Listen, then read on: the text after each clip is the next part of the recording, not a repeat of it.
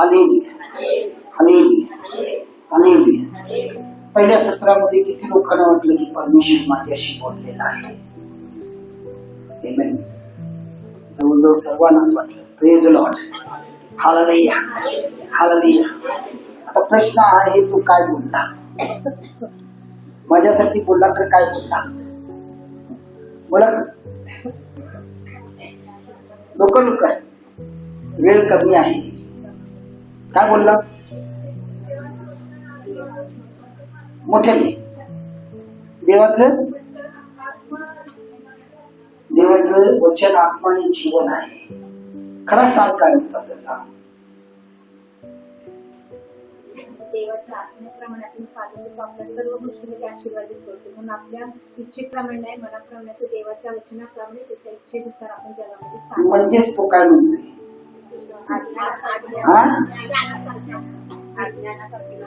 अज्ञानासारखे नव्हे तर ज्ञानासारखे. म्हणजेच तो काय म्हणतोय की तुम्ही शहाणे व्हा.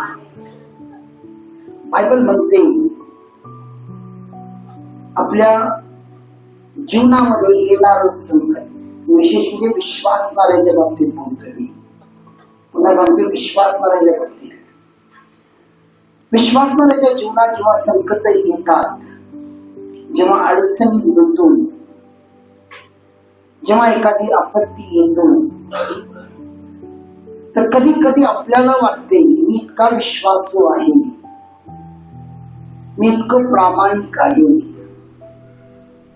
आणि हे एवढं सगळं असताना माझ्या जीवनात, माझ्या कुटुंबात का होतो, माझ्याशीच का होतो? पण हे सर्व होण्यामागे परमेश्वर आपल्यामध्ये असलेला अज्ञानपणा काढून आपल्याला सज्ञान बनवत असतो. कारण आपल्या जीवनामध्ये येणारा प्रत्येक, ज्याला इंग्लिश मध्ये म्हणतात डाऊनफॉल्स, म्हणजे अपयश, तो आपल्याला देवाने दिलेली शिक्षा नाही, तर देवाने देत असलेला ज्ञान आहे. आणि तो ज्ञान आपल्याला घेणं गरजेचं आहे. तर मी अनेक अशा देवाच्या सेवकांना देखील बघितलेलं आहे. आणि या दिवसात जास्तच अनुभव येतो, कारण सध्याची परिस्थिती काय आहे तुम्हाला माहिती आहे. त्यामुळं सगळे जे सेवक आहेत ते एकत्र येतात प्रार्थनेसाठी, आणि वर्चुअल मीटिंग्स असते, आणि त्या मीटिंग्स मध्ये चर्चा चालते. आणि मला खरोखर दुःख वाटतं की आपण किती अज्ञान आहोत. Hallelujah, hallelujah, hallelujah, hallelujah. आणि वास्तविक जर बघितलं, गेला 4-5 दिवस झाले मला प्रार्थनेमध्ये एकाग्रता होईना.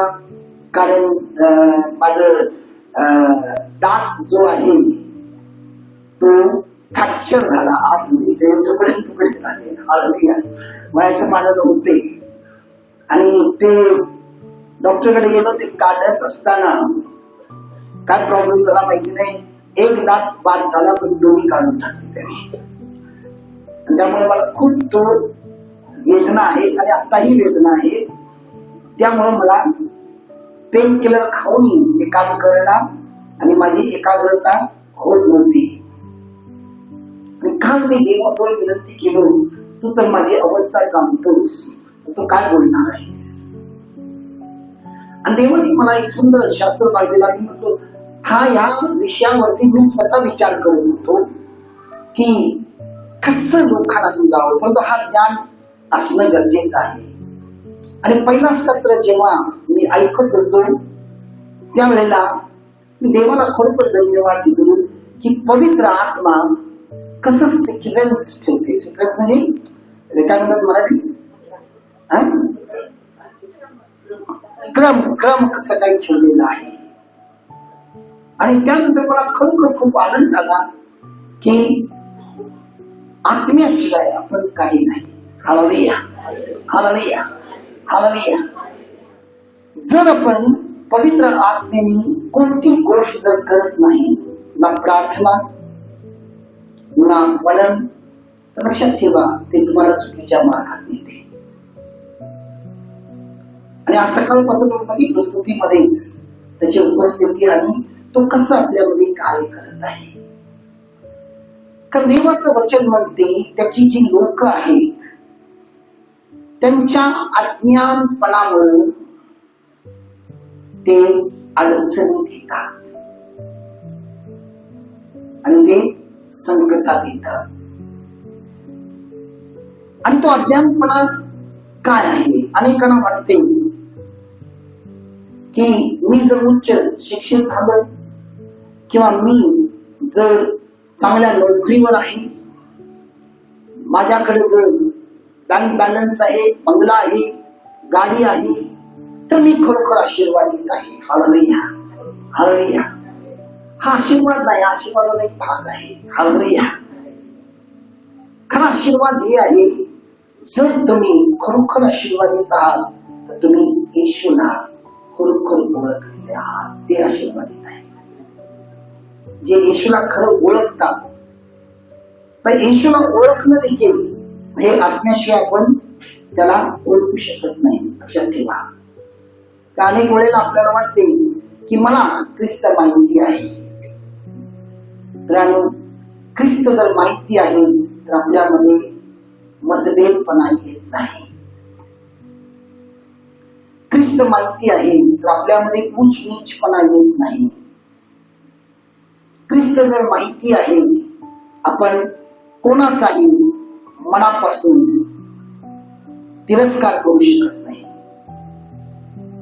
ख्रिस्त माहिती आहे तर आपल्या मनामध्ये आपण कधी सूड ठेवू शकत नाही. ख्रिस्त माहिती आहे तर आपण कोणत्याही मोहाला, लोभाला, वासनेला, व्यसनाला बळी पडू शकत नाही. जेव्हा ख्रिस्त माहिती आहे प्रियानो, तो ख्रिस्त जर आपल्यामध्ये आहे तर प्रियानो लक्षात ठेवा, तो तुम्हाला योग्य मार्गावर चालवतो. यासाठी बायबल म्हणते ख्रिस्त पूर्णपणे समजण्याकरिता आत्म्यामध्ये वाढणं आणि आत्मा आपल्याला काय करतो?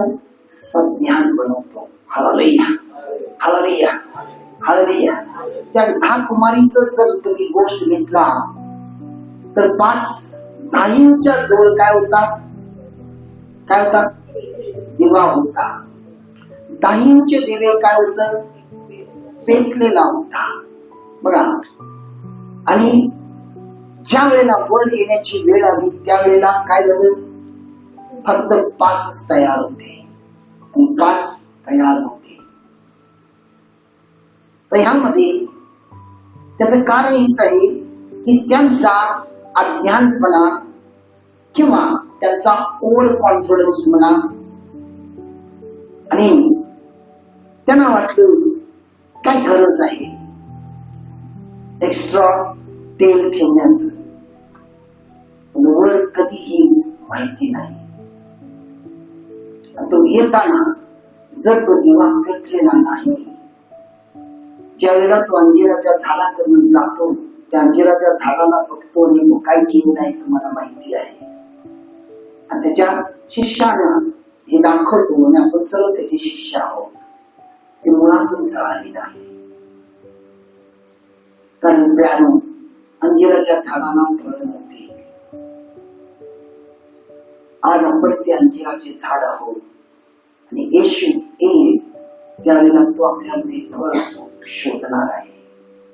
आणि जर ते फळ त्याला सापडलं नाही तर अंजिराच्या झाडा अशीच गती होणार आणि ज्याच्यामध्ये फळ दिसेल ते मात्र त्याच्या बरोबर जातील. Hallelujah, hallelujah, hallelujah. म्हणून आज परमेश्वर आपल्याला या सत्रामध्ये तो सांगत आहे की आपल्या जीवनामध्ये 4 क्षेत्र आहे, त्याला विकसित करणं प्रत्येक विश्वासणाऱ्यांना अति गरजेचं आहे. आपल्या जीवनामध्ये काय आहे? मोठ्याने सर्वजण मोठ्याने 4 क्षेत्र आहे आणि त्याला काय करणं गरजेचं आहे? विकसित करणं गरजेचं आहे. जेव्हा आपण तो 4 क्षेत्र विकसित करतो त्यावेळेला आपण आपल्या वरासाठी पूर्ण सज्ज होईल. Hallelujah, hallelujah, hallelujah.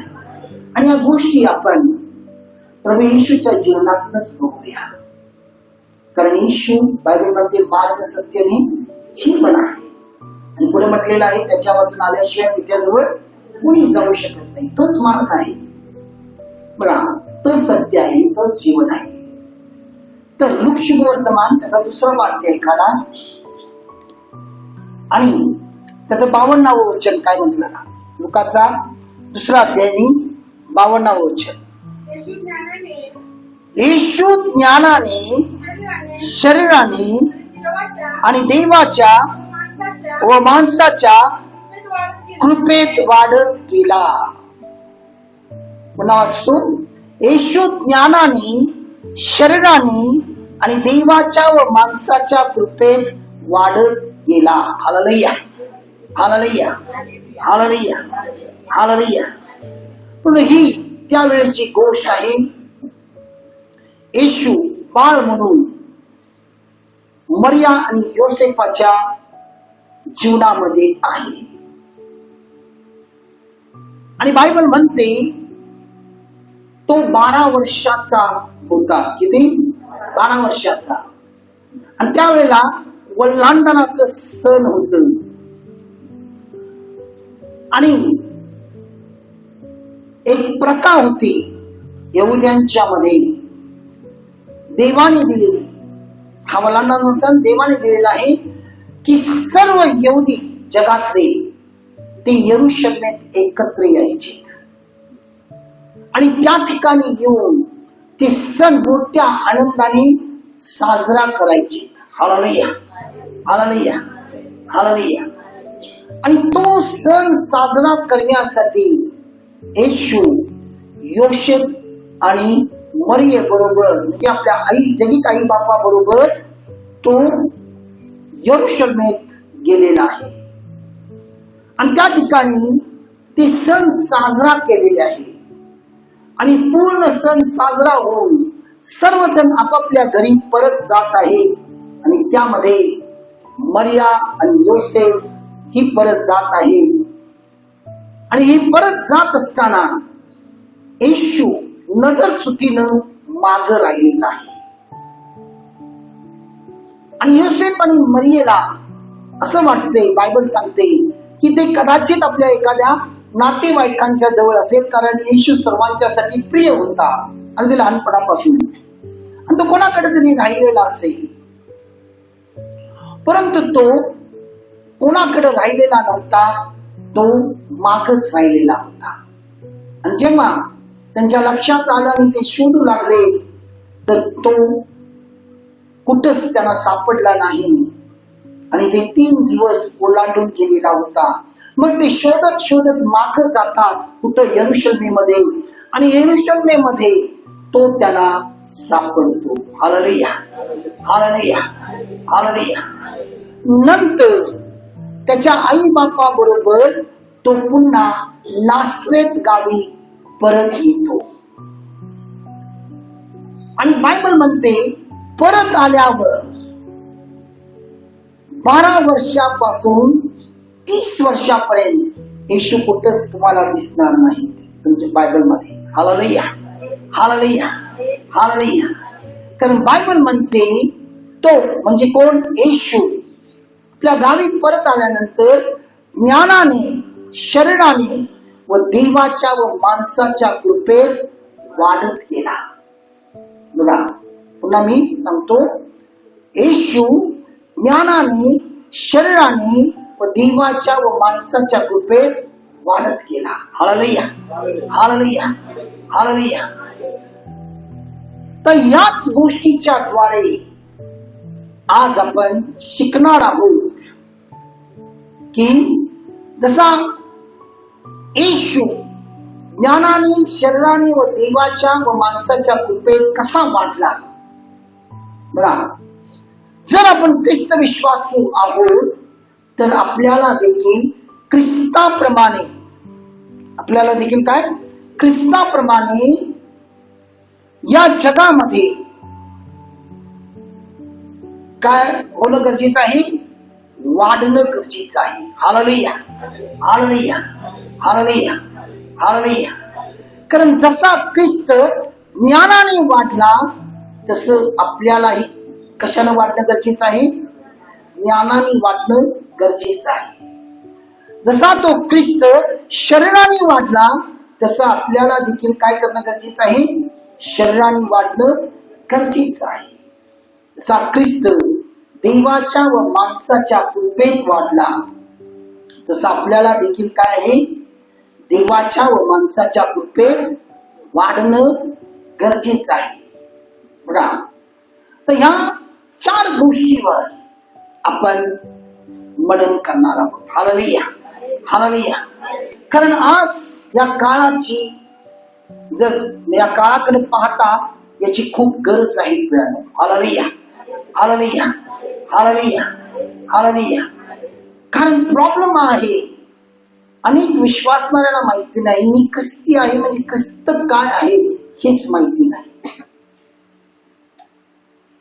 आणि म्हणून आज आपण अनेक ठिकाणी प्रॉब्लेम्स मध्ये येतो, अडचणीमध्ये येतो.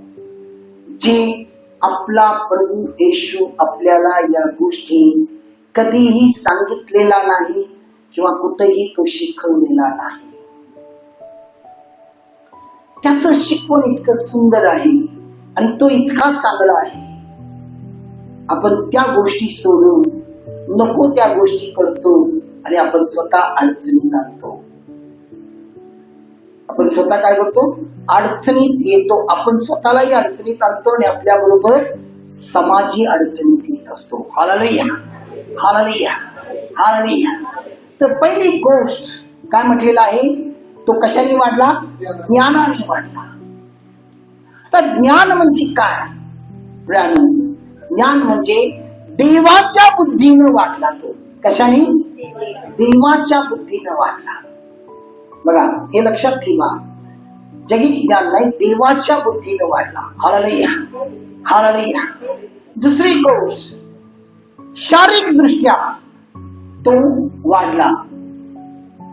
शरीराने म्हणजे काय? शारीरिक दृष्ट्या तो वाढला. Hallelujah, hallelujah. तिसरी गोष्ट, देवाच्या कृपेत म्हणजे काय? आत्मिकरित्या वाढला. देवाच्या कृपेत म्हणजे काय? आत्मिकरित्या वाढला. हालेलुया. चौथी गोष्ट, माणसाच्या कृपेत म्हणजे काय? सामाजिकरित्या तो वाढलेला आहे. Hallelujah, hallelujah, hallelujah. म्हणून जे कोणी ख्रिस्त विश्वासू आहे त्यांनी ज्ञानाने म्हणजे देवाच्या बुद्धीने, शारीरिक दृष्ट्या आणि आत्मिक दृष्ट्या आणि सामाजिक दृष्ट्या वाढणं अगदी गरजेचं आहे. Hallelujah, hallelujah. आज आपण या गोष्टीवर जेव्हा मनन करणार आहोत त्यावेळेला आपण स्वतः आत्मपरीक्षण करायचं आहे की यातली कोणती गोष्ट माझ्या जीवनात कमी आहे किंवा माझ्या कुटुंबात कमी आहे. बघा, याच आपल्याला काय करणं गरजेचं आहे? आत्मचिंतन करून त्या गोष्टी प्रभू समोर समर्पण करणं गरजेचं आहे. Hallelujah, hallelujah, hallelujah. तर आपण पहिली गोष्ट बघूया की ज्ञानाने म्हणजे काय? देवाच्या म्हणजे परमेश्वराच्या बुद्धीने वाढणं. Hallelujah, hallelujah, hallelujah. जेव्हा आपण प्रभू मध्ये आलो, ज्याला आपण नवीन जन्म म्हणतो. Hallelujah, hallelujah. तर परमेश्वरामध्ये आल्यानंतर तो दिवस आठवा जेव्हा तुम्ही परमेश्वरामध्ये नव्हता आणि जेव्हा तुम्ही देवामध्ये नव्हता त्यावेळेला तुमचा विचार काय होता? त्यावेळेला तुमचा स्वभाव काय होता? त्यावेळेला तुमची कृती काय होती? बघा, त्यावेळेला तुमचा बघण्याचा दृष्टिकोन काय होता?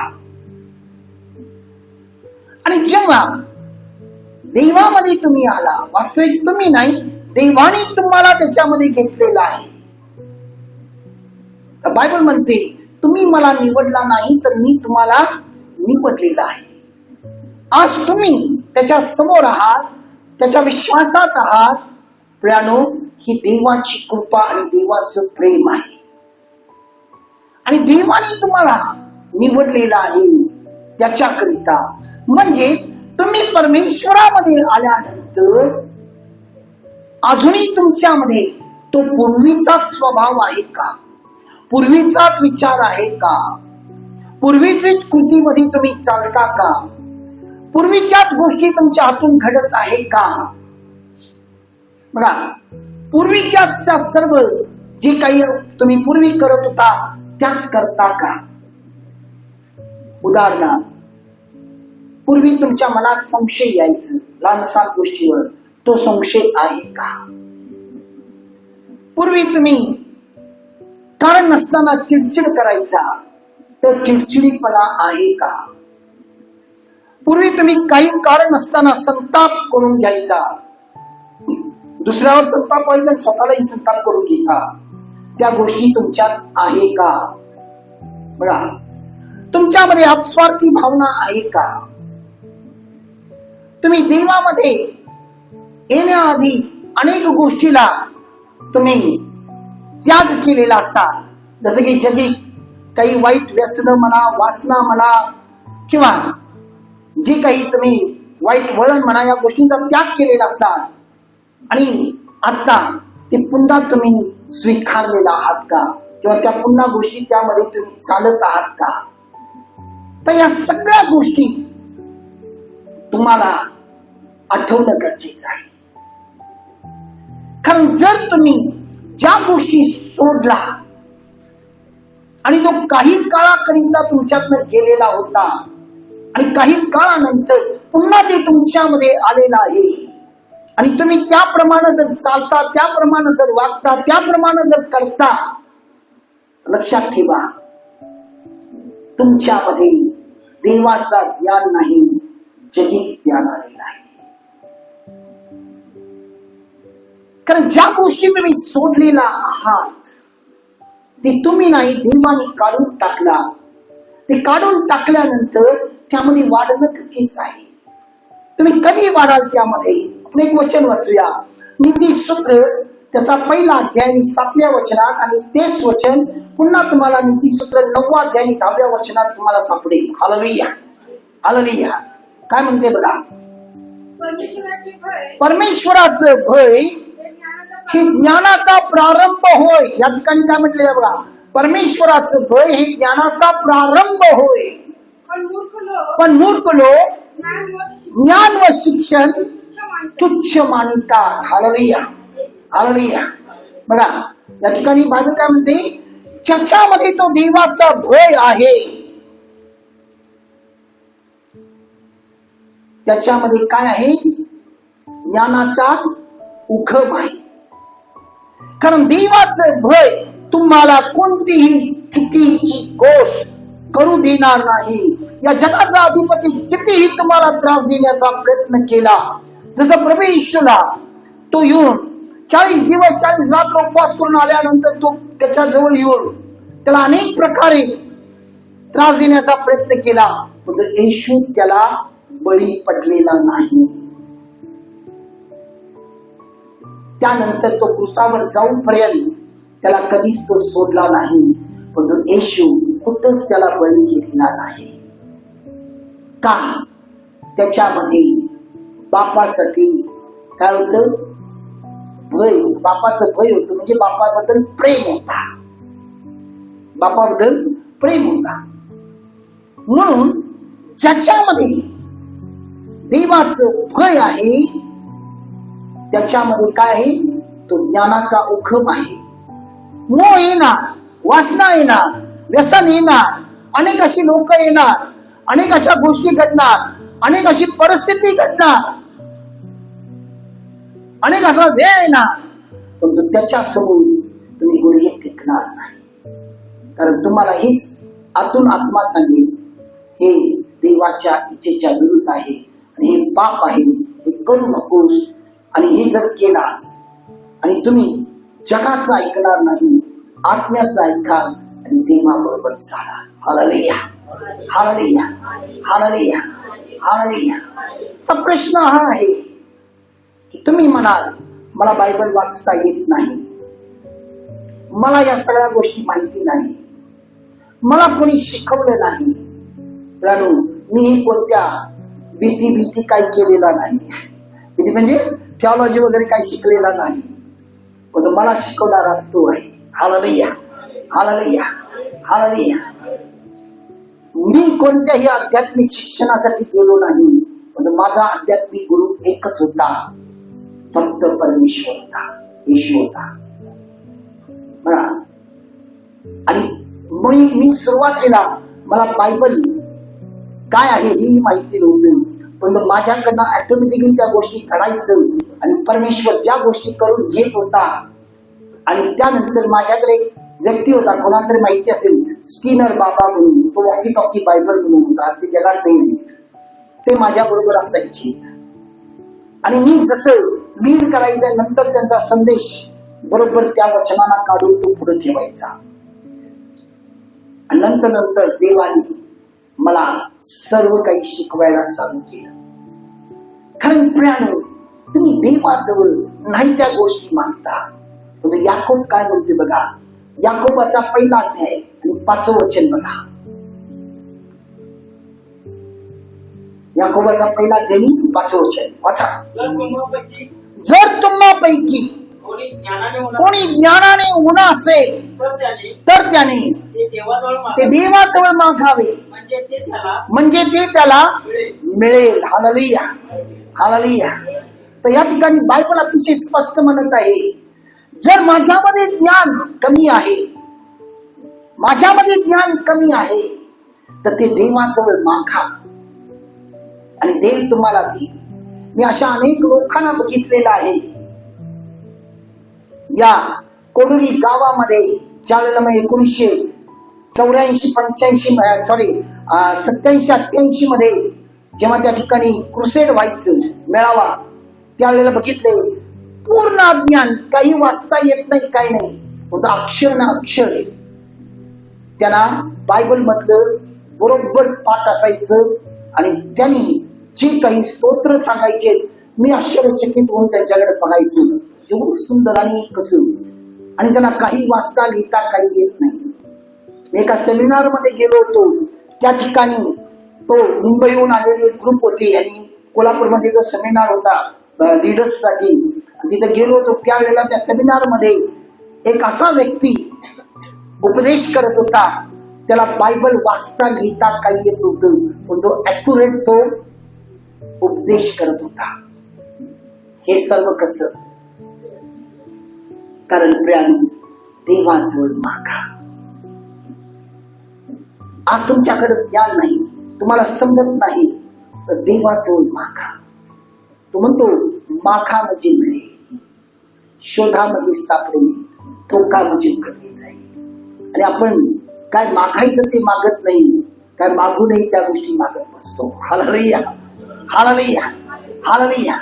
आज माझ्यामध्ये बुद्धीची कमतरता आहे, आज माझ्यामध्ये ज्ञानाची कमतरता आहे, तर आज मला त्या गोष्टी देवाकडे मागितलं पाहिजे. तुम्हाला माहिती आहे, या जगाचा अधिपती लोकांना कसं भुरीस टाकतो. मी अनेक लोकांना बघितले, जर एखादा व्यक्ती तो जर काय करतोय, त्याला वाटते अरे तो करतोय म्हणून लोक त्याच्या मागे, मी तेच करतो. हा पूर्णपणे सकाळच्या सत्राप्रमाणे मूर्खपणा आहे, हा शहाणपणा नाही. बघा, कारण शहाणा व्यक्ती हा विचार करेल, हा तो करत आहे कशामुळे करतोय, कोणामुळे करतोय, कसं करतोय, याच्या मागे तू लागेल. त्याला ही गोष्ट कसं मिळाली. मी ज्यावेळेला फॉरेन मध्ये होतो, अनेक देवाचे महान सेवक लोक, महान सेवक मला होतो इंटरनॅशनल लेवलचे, ते मला सांगितले, अँथनी, गॉड लव्स यू आणि वॉन्ट्स यू टू सर्व. आणि मला उभा करायचे, परमेश्वर तुझ्यावर प्रेम करतो आणि परमेश्वराची इच्छा आहे तू सेवा कर. मी मनात म्हणायचं. तुला सांगायची काय गरज आहे? जर देवाला जर सांगायचं, मला सांगत मनात म्हणायचं त्याच्याकडे, यस मी म्हणायचं. ते म्हणायचे मला काही आधार, you got the gift of healing, come on lay hand and pray. म्हटलो till now the time is not come. त्यांना म्हणायचं ब्रदर सिस्टर किंवा कोणी पालक असेल तर त्यांना म्हणायचं pastor the time is not come for me. कारण माझ्यामध्ये देवाचं भय होतं. मला जे माहिती होतं, जर आपण हात लांब करायचं असेल तर देव आपल्याला तो आज्ञा दिला पाहिजे. आजकाल तुम्हाला सांगतो असे भरपूर झालेले आहेत. वचन सांगते हात ठेव, वचन भरपूर सांगते, पण ते वचन कधी लागू पडते? ज्या वेळेला तुम्ही पूर्णपणे त्या वचनाप्रमाणे चालत असाल तर. लक्षात घ्या, त्या वचनाप्रमाणे आपण कधी चालेल ज्या वेळेला आपल्या मनात त्याचं भय निर्माण होईल. कोणाचं? त्याचं भय, याचं नाही.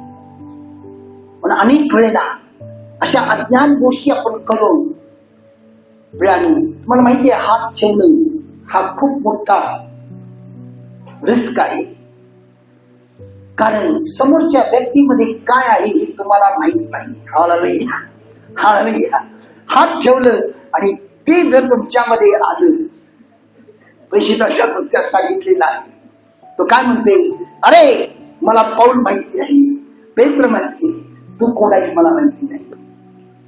आणि मग त्या पुरुषांचं काय झालं तुम्हाला माहिती आहे. वाचत असाल तुला माहिती आहे, नाहीतर शोधा आणि वाचा. Hallelujah, hallelujah.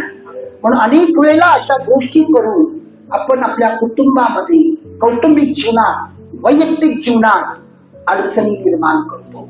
देवाने निर्माण केलेला नाही. मार्था होण्यापेक्षा मर्या होऊन त्याच्या चरणी बसा आणि वेळ आल्यानंतर तो आपोआप तुमचा उपयोग करून घे. Hallelujah, hallelujah. म्हणून त्याच्या बुद्धीने ज्ञानाने वाढा. आणि परमेश्वराचं भय हा ज्ञानाचा हुकम आहे. तर दुसरी एक गोष्ट आपण बघूया. शारीरिक दृष्ट्या येशू कशाने वाढला? शारीरिक दृष्ट्या. प्रियानो, आपल्याला आपल्या शरीराची काळजी घेणे अति गरजेचं आहे. बघा, आपल्याला आपल्या शरीराची काळजी घेणे अति गरजेचं आहे. मला अनेक चर्चेस मध्ये बोलवतात, मी जातोय, मी तिथं बघतोय काही तिथले जे कोणी लीडर्स आहेत, कोणी आहेत, ते म्हणतात I got lot of problems. मला खूप हे आहे, तरुण आहे, माझ्यापेक्षा खूप तरुण आहे. Hallelujah, hallelujah. खूप म्हणजे खूप. जर माझं वेळेवर लग्न झालं असतं तर माझ्या वयाची ती मुलं असतील. या परिस्थितीमध्ये आहे. पण या परिस्थितीमध्ये त्याला भरपूर प्रॉब्लेम्स आहेत. त्याचं कारण काय? मी विश्वासणाऱ्या बाबतीत बोलतोय, लक्षात घ्या. Hallelujah, hallelujah. कारण नीतिसूत्रामध्ये या सगळ्या गोष्टी स्पष्ट केलेल्या आहे. अधिक खाणं काय आहे? अलर्जी आहे. कमी खाणं ती अलर्जी म्हणजे पाप आहे. अधिक खाणं ही पाप आहे आणि कमी खाणं ही पाप आहे. तुमच्या शरीराला जितकं पाहिजे तितकं आवश्यक खा. आणि बायबल सांगते तुम्हाला काय खाल्लं पाहिजे आणि काय खाल्लं नाही पाहिजे. आणि बायबल हे स्पष्ट करते कोणतीही अशुद्ध गोष्ट काय करू नका, खाऊ नका. जी अशुद्धता काय आहे हेही तो तुम्हाला सांगतो. मद्यपान करणं हे काय आहे? अशुद्ध आहे. काही लोकांच्यासाठी ते खूप पवित्र आहे, तीर्थ म्हणतात त्याला. असं गोड घालून असं करतात. Hallelujah, hallelujah. काही लोकांना वाटते that is the respect standard आहे, जस्ट. बायबल म्हणते हे काय आहे? अपवित्र आहे, अशुद्ध आहे. काही खाण्यामध्ये बी तो सांगितलेला आहे काही जे आहे ते अपवित्र आहे ते खाऊ नका. लोक तेच आवडते, तेच जास्त खातात. Hallelujah, hallelujah, hallelujah. आता हे तुम्ही म्हणाल काय काय खायचं, हे सर्व सांगत बसलं तर वेळ नाही. तुम्ही जाऊन ते बायबलमध्ये शोधा, जर तुम्हाला तुमच्या शरीराची काळजी घ्यायची असेल. कारण तुमचं जे शरीर आहे प्रियानो, जेव्हा तुमचा नवीन जन्म झाला, जेव्हा तुम्ही ख्रिस्ताला स्वीकारला, तो शरीर तुमचा नाही तर ख्रिस्ताचा आहे. हॅलो, तो शरीर तुमचा नाही, कोणाचा आहे? ख्रिस्ताचा आहे. कारण तुमच्या शरीरासाठी त्याचा मूळ तो कुसावरून रक्तावाटे चुकवलेला आहे. Hallelujah, hallelujah, hallelujah. म्हणून तुमचं जे शरीर जे आहे, आपण वाचूया पहिलं करंजीकराचं पत्र 3 अध्याय 16 वचन बघा काय म्हणते. काय म्हणते? हा, काय म्हणते? तुम्ही देवाचे मंदिर आहात. म्हणजे तुमचं शरीर काय आहे? देवाचं मंदिर आहे. देवाचं मंदिर म्हणजे काय? तो चर्च आहे प्रियानो. ही चर्च नाही, एक वास्तू आहे. सर्व चर्च एकत्रित येऊन त्याला उंचवला जातो. खरं ते देवाचं चर्च जे आहे ते कोण आहे? सर्वजण म्हणा, स्वतः म्हणा, मोठ्याने म्हणा, मी आहे. तुम्ही देवाचं काय आहात? मंदिर आहात. आणि हे देवाचं मंदिर कसं असणं गरजेचं आहे? देव कसा आहे? पवित्र आहे. तर मंदिर कसं असलं पाहिजे? पवित्र असलं पाहिजे. Hallelujah, hallelujah, hallelujah. पुराणो देव, बायबल म्हणते देव कधीही आळशी नव्हता. कोणाच्या बायबल मध्ये असं आहे का? बघा, सियोनाच्या देवाला काय म्हण लागत नाही, झोप लागत नाही. नेहमी तो कार्यरत असायचा, नेहमी तो कामात असायचा. तसंच देवाने आपल्या शरीराला देखील केलेलं आहे. नेहमी आपलं शरीर जे आहे पूर्णपणे बघा ते काय आहे, सगळे सांधे बिंदे काय होते, हलतात. आणि आळसपणाने जर तुम्ही त्याला हलवलं नाही तर काय होईल? एखादं मशीन तुमच्या घरात आहे, शिवण मशीन घ्या, ते तुम्ही भरपूर दिवस वापरू नका, असंच ठेवा आणि नंतर चालू करायला चालतंय का? चालत नाही, गंज लागते ना. तसं तुम्हाला गंज लागू देऊ नका. खायचं झोपायचं, खायचं झोपायचं, काय उपयोग?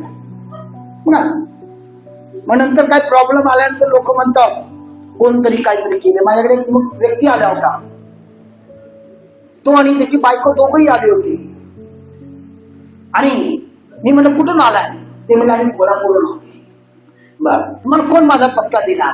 मग तिथल्या कोणतरी आमच्या ग्रुप मेंबरचं एक नाव सांगितलं. अच्छा, म्हणलं काय झालं?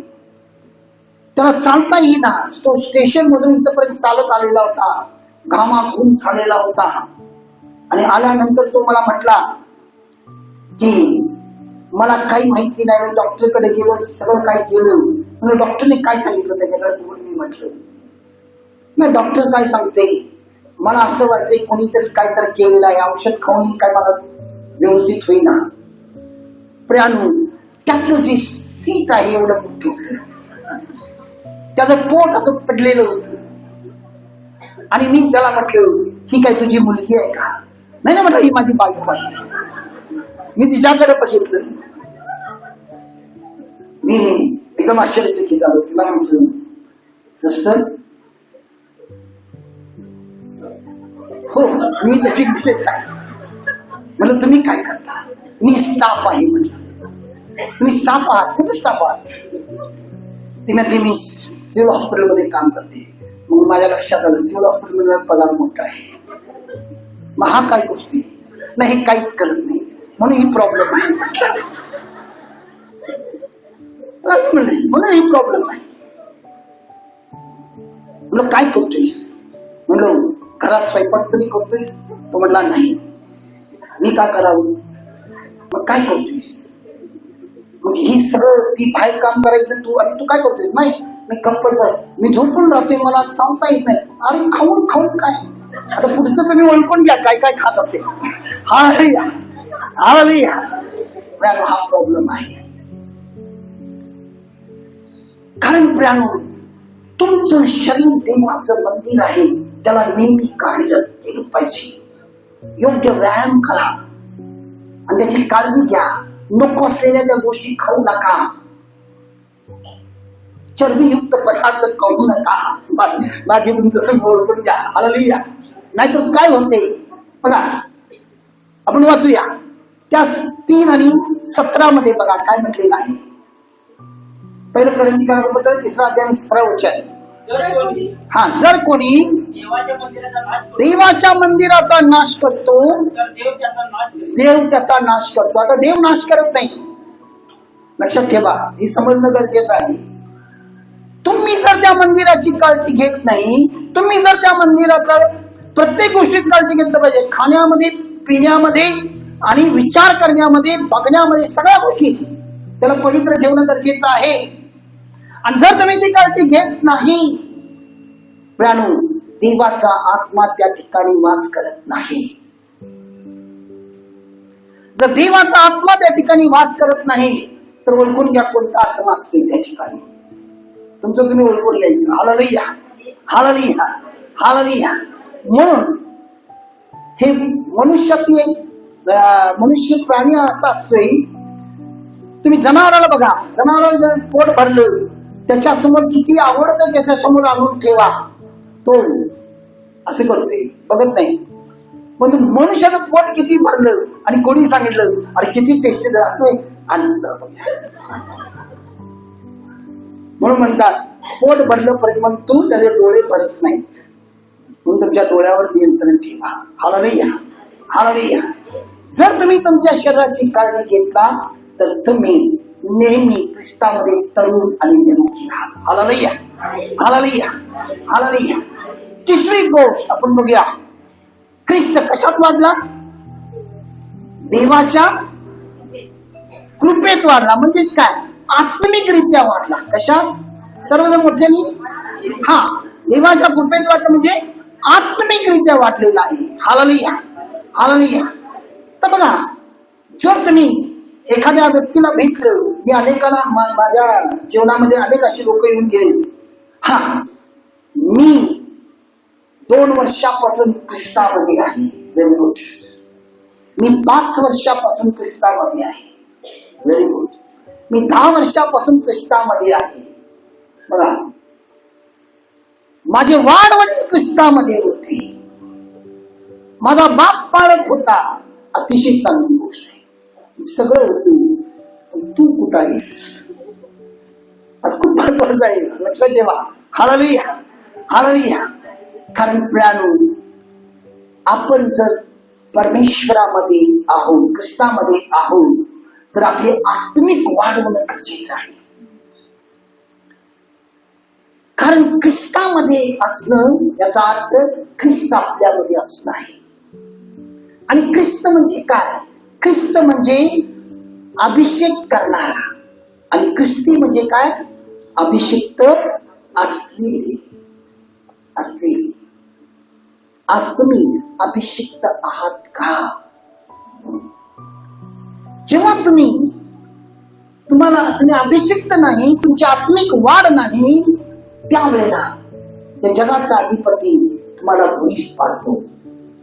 कोणतरी तुमच्या घरी येते आणि म्हणते तुझ्या घरात अंधार दिसते बघ, मला काहीतरी प्रॉब्लेम आहे.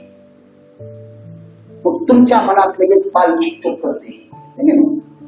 मला माहिती पाल का चुकचुक करते? जर तो पाल असेल तर तो आपल्या पालीसाठी चुकचुक करते. पण तुमच्या मनातलं पाल चुकचुक करते म्हणजे तुमच्या मनात कोण आहे तुम्ही ओळखून घ्या. तो आपल्या पाळीसाठी चुकचुक करते म्हणजे तुम्ही त्याच्या मागे जाताय.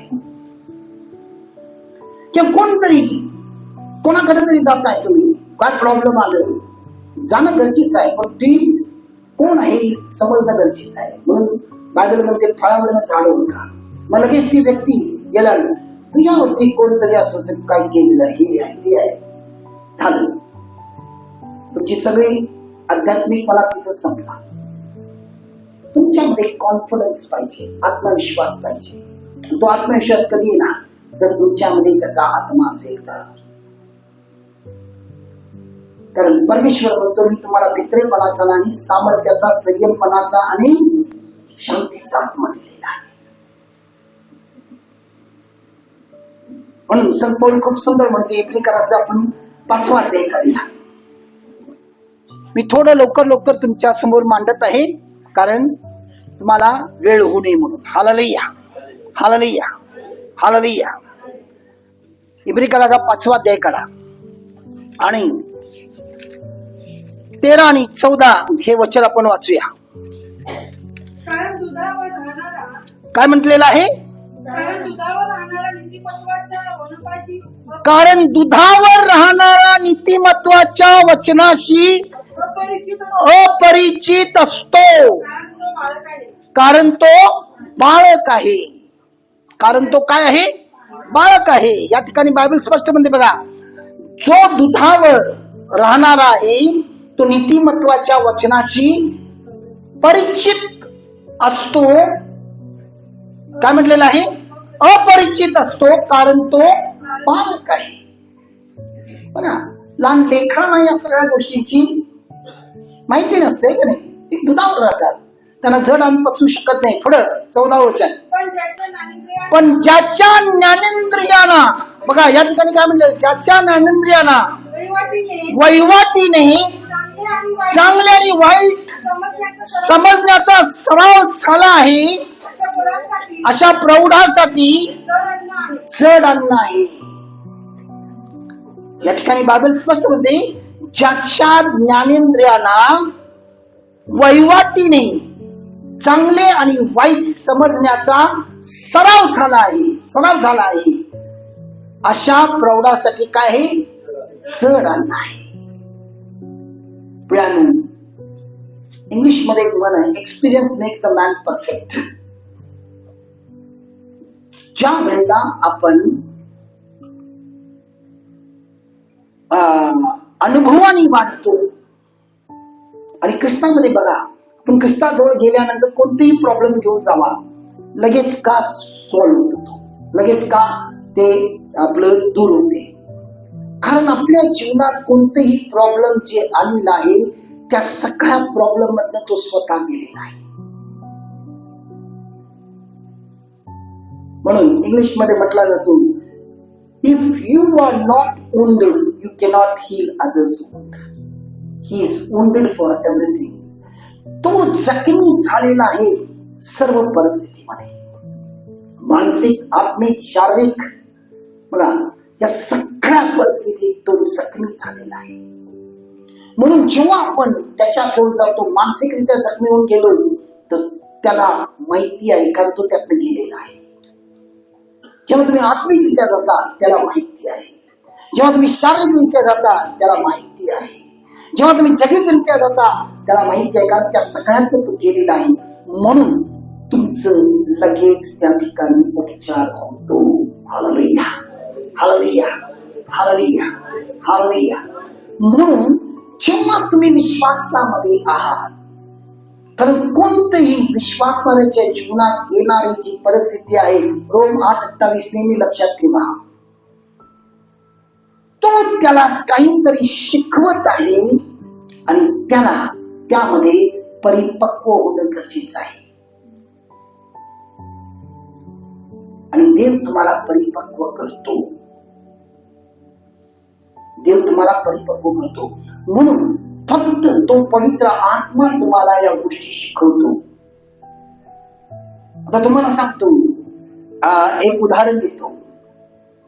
ज्या वेळेला प्रत्येक लोकांना माहिती आहे छत्तीसगड मध्ये काय झाली, कोणाकोणाला माहिती आहे? हात वर करा बघूया. जवळजवळ काही लोकांना माहिती नाही. 2 नन लोकांच्या वरती खोटा आरोप लावून त्याला जेलमध्ये टाकण्यात आलं. आणि तुम्हाला माहिती, छत्तीसगड मध्ये याच्या आधी आम्ही रोज प्रार्थना करत होतो, भरपूर छळ चाललेला होता, भरपूर छळ ख्रिस्ती लोकांचा, भरपूर म्हणजे भरपूर. घरी जरी त्यांनी कौटुंबिक प्रार्थना करत असतील, घरात घुसून ते मारत होते की धर्मांतर करताय. तेवढा अन्याय त्या ठिकाणी होत होता. आणि ख्रिस्ती अतिशय गरीब होते, घाबरून होते आणि त्याला काही समजना. आणि प्रियानो, ज्यावेळेला या लोकांना टाकलं त्यावेळेला मी ते टीव्हीवर न्यूज बघितलं. मी काही बोललो नाही, परंतु मी त्या दिवशी संध्याकाळी जेव्हा मी माझ्या वैयक्तिक प्रार्थनेत बसलो होतो, प्रार्थना करताना पवित्र आत्म्याने मला एक प्रकटीकरण दिला. याच्या पुढे छत्तीसगड मध्ये परिवर्तन येणार. तिथल्या लोकांचा प्रॉब्लेम संपलेला आहे. जेव्हा वरून खाली आलो जेवताना मी माझ्या बायकोला सांगितलं, कारण ती छत्तीसगडचीच आहे. Hallelujah, hallelujah. तिला म्हटलं, तुझ्या छत्तीसगड मधलं सगळं प्रॉब्लेम निघाला आता. निघालं ते हो, देवानी मला दाखवलं तर ती नंस लोकांना अटक केली नाही. त्या नंस लोकांद्वारे देव त्या छत्तीसगड मध्ये असलेल्या सगळ्या शत्रूचा नाश करणार आहे. लक्षात ठेवा, कधी कधी स्टीफनचा जेव्हा बलिदान झाला, बायबलमध्ये स्टीफन माहिती आहे का कोणाला? हा, कसा त्याला मारलं? दगडाने खेचून मारलं. त्यावेळेला त्या ठिकाणी असलेले जे देवाचे इतर शिष्यगण होते त्यांनी काय म्हणले, देवाने स्टीफनला घेतला पण त्याच्या जागी दुसऱ्याला, चांगल्या व्यक्तीला तो आणि सामर्थ्यशाली व्यक्तीला नाही. कोणाला दिला माहिती? पौलाला. पौल, शौल तो पौल झाला. एखादा व्यक्ती तो जेव्हा केला, आणि स्टीफन हा एकच असा देवाचा सेवक आहे जो आपला आत्मा देवाच्या हाती सोपवतो. एकच असा प्रेषित आहे. लक्षात घ्या की देव कधी कधी आपल्या लोकांच्यावर अशी परिस्थिती आणतो की त्याच्याद्वारे तिकडलं परिस्थिती बदलत असतो. आता तुम्ही सर्व बघितल्यानंतर तुम्ही हेच म्हटलं असं, वा किती वाईट झालं. काही लोक अशी बोललेले आहेत, अरे लोक विमेन ट्रॅकिंग करतात, म्हणजे याची तस्करी करतात, मुलींची आणि यांची. बघा, ख्रिस्ती लोकच. त्यासाठी पवित्र आत्मा तुमच्यामध्ये पाहिजे. तो तुम्हाला ती बुद्धी, ती समज घालतो. मी काय म्हणतो लक्षात आलं? सकाळच्या सत्रामध्ये हेच होतं. तुमची आत्मिक ज्ञान वाढणं गरजेचं आहे. ख्रिस्त आत्मिक ज्ञानाने वाढलेला होता आणि आज त्याची इच्छा आहे आपण देखील त्या आत्मिक ज्ञानाने वाढणं गरजेचं आहे. आपल्यामध्ये आत्मिक ज्ञान कमी असल्यामुळे आपण काहीतरी बोलतो. आत्मिक ज्ञान आपल्याला देवाची योजना तुम्हाला शिकवते, ते तुम्हाला दाखवते आणि ते तुम्हाला त्याप्रमाणे तुम्ही करता. घाबरून चालणार नाही. Hallelujah, hallelujah. चौथी गोष्ट काय आहे? सामाजिकरित्या तो वाढला. म्हणजे काय? माणसाच्या कृपेत, माणसाच्या कृपेत. Hallelujah, hallelujah. तर माणसाच्या कृपेत वाढणं म्हणजे काय? बघा, मनुष्य हा सामाजिक प्राणी आहे. हालेलुया. म्हणजेच काय? तो जगात एकटा आला, जगातून एकटा जातो. लक्षात घ्या, जगात एकटा आला, जगातून एकटा जातो, परंतु या जगामध्ये तो एकटा कधीही राहू शकत नाही. हालेलुया. कितीही असू दे, मी एकटा, मला काय कोणाची गरज नाही, मी एकटा राहील. कोणी एकटा राहू शकत नाही. त्याला कोणी ना कोणीतरी गरज लागते. Hallelujah, hallelujah, hallelujah, hallelujah. आणि हे सत्य आहे. म्हणून आज देवानी जी लोक आपल्याला दिलेली आहेत, नात्याच्या रूपात, सामाजिकरित्या त्यांचा आदर करा. त्यांना कचपटून लेखू नका. त्यांच्यामध्ये जर तुम्ही बघितला, प्रत्येकामध्ये तुम्हाला चूक दिसेल. कोणच बरोबर नाही. इव्हन मी सुद्धा बरोबर नाही. Hallelujah, hallelujah. संत पाऊल म्हणते तर आपण कोण आहोत? तर प्रत्येक व्यक्तीमध्ये चुका शोधत बसू नका. जर तुम्ही चुका शोधत बसला तर प्रियानो तुम्ही एकटं पडाल. त्या प्रत्येक चुका काय करा, जसं ख्रिस्तानी पाठीवर घातलं तसं तुम्ही ते पाठीवर घालून त्यांच्याशी नातं जोडा. आणि हे नातं जोडत असताना एक लक्षात ठेवा, अति जवळ गेलं तरी प्रॉब्लेम आहे, अति लांब राहिलं तरी प्रॉब्लेम आहे. आलं की नाही? कारण माणसाच्या अति जवळ गेलं तर गाढवासारखं लाज घालतोय, लांब राहिलं तर तो काय करतोय, त्यांना लिमिट मध्ये राहा. म्हणजे काय मी बोलते लक्षात येते तुम्हाला? अधिक उतावळापणा कोणत्याही गोष्टीचा करू नका, एक लिमिट ठेवा. आता पावसाळा संपल्या तर हिवाळा येणार. आता आजकाल कोण शेकोटी बिकोटी करत नाही, पूर्वी करायचे. शेकोटीमध्ये काय करतो आपण, आहे का नाही? आणि एकदम असं जवळ केलं तर काय होते, तस लिमिट मध्ये, म्हणजे एक अंतर ठेवा प्रत्येक गोष्टीला. कोणाच्या पी जास्त वाहून जाऊ नका. आणि नातं हे अतिशय गरजेचं आहे. तुमच्यासाठी एकच व्यक्ती चांगला आहे, कोण? मला म्हणेन कोण आहे? फक्त येशू. बरोबर आहे? तोच तुमच्यावर, त्याच्यावर विश्वास ठेवा आणि तो तुम्हाला सगळे विश्वासू व्यक्ती तुमच्या जीवनात आहे. आता प्रॉब्लेम काय आहे, प्रत्येक व्यक्तीला आपण चुकीच्या नजरेने बघतो. आपल्या शेजारी एखादा कोणीतरी विधर्मी आहे, त्याला देखील चुकीच्या नजरेने बघतोय. सगळ्यात मोठी गोष्ट आपण काय म्हणतो, हे ते सैतान आहेत. तर ही सैतान कोण म्हणते? बायबलमध्ये बघा कोण म्हणते, सैतानाला म्हणते. बरीच टाकते तुम्हाला. अरे ते देवाने दिलेली मला काय आहे, तुमची शेजारी प्रेमानं बघा, सगळ्याशी प्रेमानं बघा. काही गोष्टी तुम्हाला आवडत नसेल त्याला काय करा, इग्नोर करा.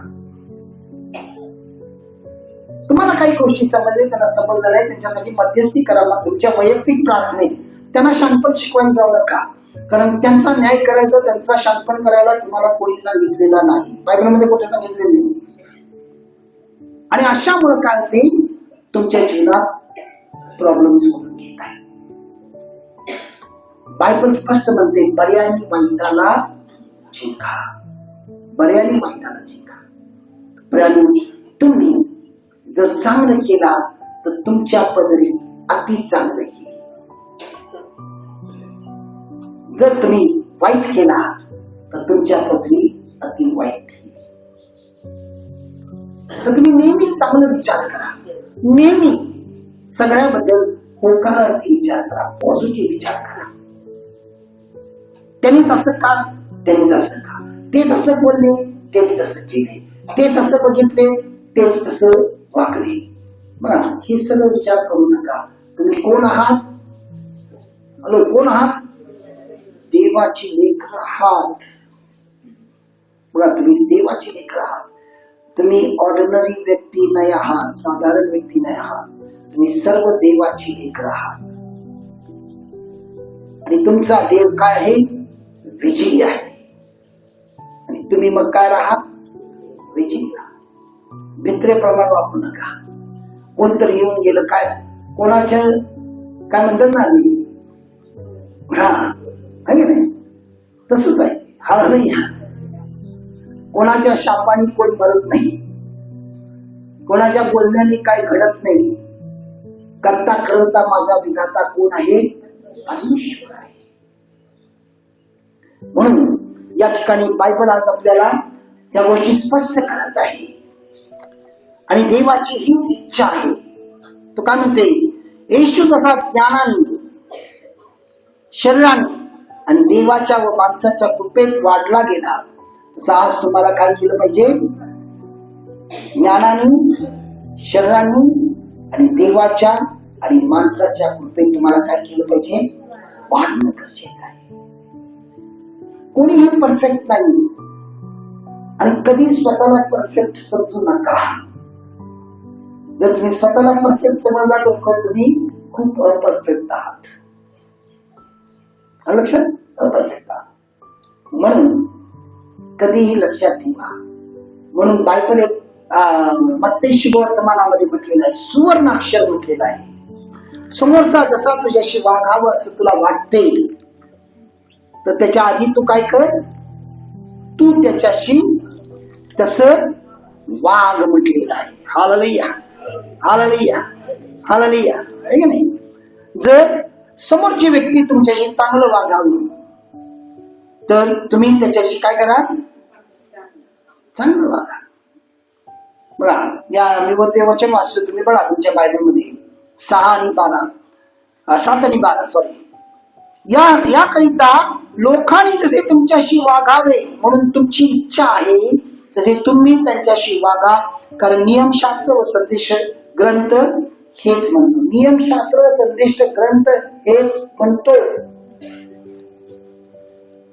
आणि हे फक्त लोकांची म्हणजे काय, इवन तुमच्या घरामध्ये मी जे आहे ते तुमची लोकच आहे. नवऱ्यासाठी बायको काय आहे, शेजारी आहे. बायकोसाठी नवरा काय आहे, शेजारणीच आहे. बरोबर आहे? तर एकमेकांना प्रेम द्या आणि प्रेम घ्या. लक्षात ठेवा, प्रेम द्या आणि प्रेम घ्या. जर तुम्ही व्यवस्थित वागत नाही तर समोरच्या व्यक्तीकडून अपेक्षा करू नका ती व्यवस्थित वागावं. आई बापासाठी मुलं ही शेजारी आहे, मुलांच्यासाठी आई बाप ही शेजारी आहे, भावासाठी भाऊ, बहिणीसाठी बहीण, बघा बहीण भावासाठी बहीण भाऊ आहे, शेजारी. तुम्ही कसं वागताय त्याप्रमाणेच ते तुमच्याशी वागते. बघा, तुमच्याशी वागते. म्हणून कोणीही काही व्हायला जाऊ नका, तर हबेलला घेऊन चाला, म्हणजे तुम्ही देवाची प्रिय व्हाल. Hallelujah, hallelujah, hallelujah. तर यावेळेला आपण सर्वजण तुम्ही उभं राहूया.